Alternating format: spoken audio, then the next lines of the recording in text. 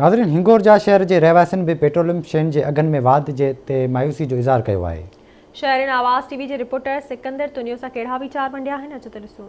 असांखे नए साल जो वॾो हिकिड़ो तोहफ़ो ॾिनो आहे। हिन तोहफ़े में हिकिड़ो पेट्रोल जे मथां असां महांगाई जो हिकिड़ो वॾो बम ग़रीब मथां जेको आहे सो किरायो वियो आहे। ग़रीब माण्हू जेको वीचारा ॿ वक़्त खाइण में अटे जे खाइण में मुहताज आहिनि, उहे हिन वक़्तु कान कनि।